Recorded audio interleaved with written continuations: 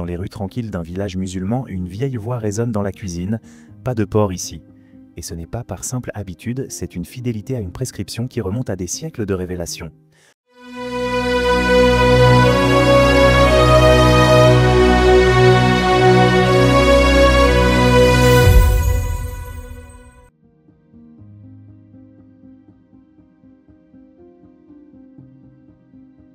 Au cœur de l'islam, au-delà des rites et des paroles, existe une règle stricte. La consommation de porc est interdite. Cette interdiction, bien connue même hors de la communauté musulmane, dépasse la simple loi alimentaire. Elle incarne une vision spirituelle, éthique et sanitaire du mode de vie islamique. Son fondement repose sur deux piliers majeurs de la foi, le Coran, considéré comme la parole directe d'Allah, révélée au prophète Mohammed, le hadith, qui regroupe ses paroles, ses actes et ses consentements. Dans plusieurs versets, la prohibition du porc est affirmée avec clarté. Par exemple, dans Sourate Al-Baqarah 273, Allah déclare « Il vous est seulement interdit la chair de l'animal mort, le sang, la viande de porc, mais si quelqu'un y est contraint sans intention de désobéir, alors Allah est pardonneur et miséricordieux. » Une interdiction ferme, oui, mais assouplie par la compassion divine dans les cas de nécessité. Ce rappel revient dans Sourate Al-Maïda 5 verset 3, qui étend la liste aux pratiques pré-islamiques païennes, soulignant que ces restrictions ne sont pas arbitraires, mais guidées par la purification morale et le respect de l'ordre divin. Derrière ces mots sacrés, il y a un message plus profond. Ce que nous mangeons reflète notre discipline, notre respect de la création et notre intention spirituelle. Refuser la consommation de porc devient un acte de dévotion, un témoignage de la volonté de vivre selon la sagesse transmise. La prohibition du porc dans l'islam repose sur les enseignements du Coran et du Hadith et s'inscrit dans un cadre plus large de lois alimentaires appelées halal et haram. Cette interdiction est justifiée par des raisons spirituelles, éthiques et de pureté. Le porc est considéré comme impur, riji, et incompatible avec le concept de tahara, la pureté physique et spirituelle que tout musulman doit préserver. Les versets du Coran, comme Sourate Al-Baqarah 2 verset 173 et Al-Maïda 5 verset 3, souligne cette interdiction et la reliant à d'autres pratiques païennes révolues, tandis que les hadiths, comme celui rapporté par Abu Huraira, confirment que toutes les parties du porc sont proscrites. Des parallèles sont aussi observés avec le judaïsme, montrant une continuité dans la vision de l'impureté du porc parmi les religions abrahamiques. Enfin, ces règles alimentaires ne sont pas perçues comme des limitations, mais comme des guides de vie harmonieux et disciplinés, qui assurent le bien-être des croyants et leur alignement avec la volonté divine. Dans les premiers jours de la Révélation, dans les terres arides de la péninsule arabique, une nouvelle lumière vint éclairer les chemins de ceux qui cherchaient Dieu. L'islam, naissant au sein de tribus aux coutumes variées et croyances polythéistes, apporta un cadre spirituel, éthique et pratique destiné à unifier, purifier et transformer. Parmi les règles instaurées par ce cadre sacré, une prohibition se dressa avec constance et clarté, l'interdiction de la consommation de porc. Ce n'était pas une simple mesure diététique, c'était une prescription enracinée dans la parole divine, soutenue par les paroles du prophète et confirmée par le consensus, ijma, de la communauté musulmane à travers les âges et les cultures. Cette interdiction reflétait le souci profond de l'islam pour la pureté, tant physique que spirituelle. Le porc, perçu comme impur dans les sociétés anciennes, devint dans le Coran le symbole d'une souillure à éviter, un rappel que la vie du croyant se vit dans l'obéissance et la discipline, jusque dans les détails de ce qui nourrit son corps. Les anciens juristes, les sages et les disciples s'accordèrent. La chair du porc, dans toutes ses formes, est haram. Ce consensus, transmis de génération en génération, fonda une pratique uniforme, respectée à travers les continents. Mais cette loi religieuse ne surgit pas dans le vide. Elle s'enracine dans un contexte historique et environnemental particulier. Avant l'arrivée de l'islam, les tribus d'Arabie, nomades, vivant en climat rude et désertique, disposaient de ressources limitées. Le porc, rare et difficile à élever, n'était ni courant ni sacré.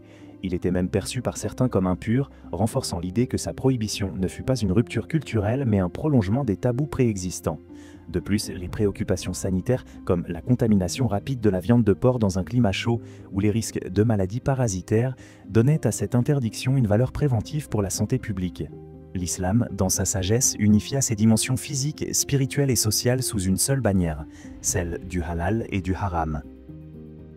Ce n'était pas une loi isolée, mais une pierre de plus dans l'édifice de la foi, aux côtés des prières, de la justice, de la charité et du jeûne. En dessinant les contours du permissible et de l'interdit, Allah offrit aux croyants un chemin clair, une identité morale et religieuse forte, ancrée dans la pureté et dans l'honneur. Dans les premières années de l'islam, alors que la communauté musulmane affrontait l'opposition féroce des tribus polythéistes de la Mecque, un ensemble de lois distinctives fut instauré pour affermir l'identité religieuse naissante. Parmi ces lois, la prohibition de la consommation de porc devint un signe clair de distinction spirituelle, renforçant l'unité des croyants et leur fidélité au commandement divin. Mais cette interdiction allait bien au-delà du religieux, elle traduisait une vision holistique de la vie.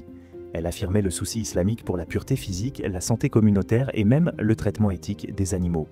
Les préceptes alimentaires ne servaient pas seulement à éviter l'impur, mais à inviter à une consommation responsable, empreinte de gratitude envers Dieu. Lorsque l'islam se répandit vers des terres aussi diverses que la Perse, l'Afrique et l'Asie du Sud, cette règle resta constante. Sa stabilité à travers les cultures témoigna de sa portée universelle. En plus, les porcs sont vecteurs de maladies zoonotiques capables de transmettre des pathogènes comme la salmonelle, E. coli ou la listeria. Ces bactéries, présentes dans leurs intestins, pouvaient infecter les humains à travers des pratiques d'abattage ou de transformation insuffisamment contrôlées. Ainsi, à travers cette interdiction, l'islam ne proposait pas simplement une règle cultuelle, il protégeait, enseignait, purifiait. Le porc devint un symbole, celui de ce qui éloigne du bien-être et de la soumission à Dieu. Et la loi, dans sa sagesse, révéla que les besoins du corps ne sont jamais séparés de ceux de l'âme. Mais la menace ne se limitait pas aux chiffres des bilans médicaux. Le porc contenait aussi des composants bioactifs, tels que les purines, contribuant à des affections comme la goutte, douloureuse inflammation des articulations. Face à ces dangers, la loi islamique ne se contentait pas d'interdire. Elle guidait vers une vie saine, équilibrée et fidèle au principe de pureté, tahara. Dans le Coran, le porc est qualifié de ridj, impur. En le rejetant, les musulmans affirment leur désir de préserver leur corps tout autant que leur spiritualité. Ce n'est donc pas un simple refus d'un aliment, c'est l'affirmation d'un mode de vie, hérité d'un contexte ancien, mais toujours résonnant dans les sociétés modernes. Une règle intemporelle où la foi dialogue avec la science et où l'éthique nourrit le cœur autant que l'estomac. Dans le vaste tissu des enseignements islamiques, chaque règle porte un sens plus profond, un équilibre subtil entre protection, purification et dignité. La prohibition du porc en est un exemple marquant, illustrant une approche préventive à la santé qui, bien qu'établie il y a des siècles, trouve une résonance troublante dans les découvertes scientifiques modernes. Des études récentes ont mis en lumière les dangers que le porc peut représenter, porteur de bactéries résistantes aux antibiotiques, souvent dues à des pratiques intensives d'élevage. Il constitue un risque de santé publique non négligeable. En réduisant sa consommation, certains y voient une stratégie cohérente pour mitiger les infections difficiles à traiter. Mais au-delà des considérations médicales, cette interdiction touche à quelque chose de plus sacré, la tahara, la pureté physique, morale et spirituelle. Le Coran qualifie le porc de ridj, un terme lourd de sens, synonyme d'impureté et d'abomination. Ainsi, s'abstenir de cette viande devient un acte de purification, une manière de préserver le corps et l'âme pour mieux se rapprocher d'Allah. L'interdit s'ancre également dans une éthique animale profonde. Dans l'islam, chaque créature est une œuvre divine, digne de respect et de compassion.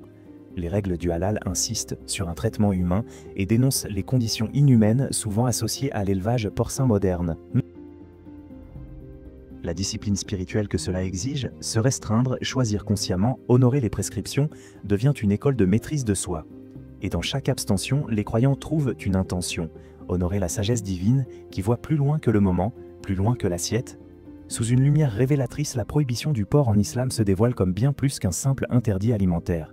C'est une école de vertu, de spiritualité et de solidarité.